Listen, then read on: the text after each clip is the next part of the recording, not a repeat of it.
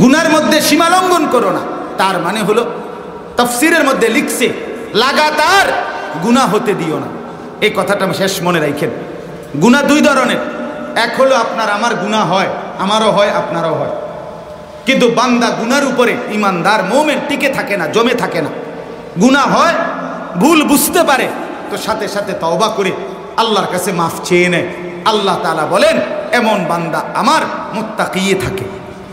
কিন্তু গুনার উপরে ধারাবাহিক লাগাতার, অর্থাৎ আজকে 10 বছর আপনি বেনামাজি, আজকে 20 বছর আপনি সুদ খান, আজকে 20টা বছর টানা আপনার ঘরে রঙিন টেলিভিশন প্রতিদিন এক নিয়মে চলে, আপনার বউ বাচ্চা আপনার ঘরে, আহা আপনার টাকায় কিনা আপনি ডিশের বিল দেন, তারা আপনার ডিশে পৃথিবীর সব নাচ গান ছবি নাটক আপনার ঘরে থাইকা 30টা বছর টানা দেখে।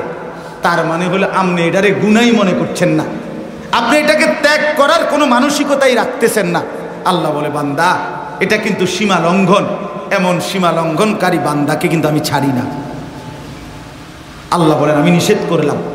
তাহলে 1 নাম্বার অশ্লীলতা, 2 নাম্বার কবিরা গুনাহ, 3 নাম্বার গুনাহ এবং নাফরমানি অবাধ্যতার ক্ষেত্রে সীমা লঙ্ঘন, বাড়াবাড়ি বাড়াবাড়ি, অর্থাৎ লাগাতার লাগাতার।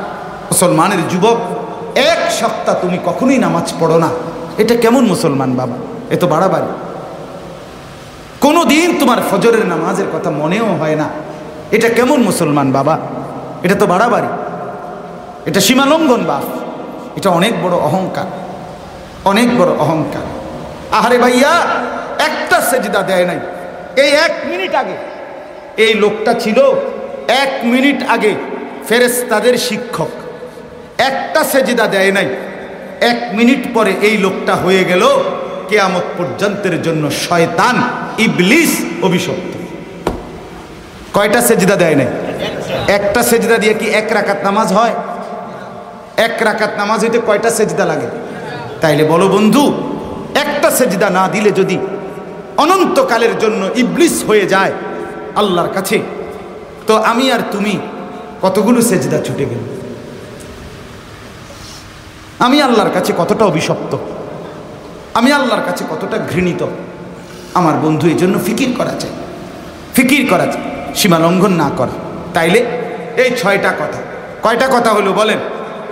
1 নাম্বার আল্লাহ বলেন ন্যায়পরায়ণতার সর্বক্ষেত্রে তুমি ইনসাফ করবে, ইনসাফ যেন মুমিনের কাছ থেকে না ছুটে, আল্লাহ বলেন আমি আদেশ করলাম।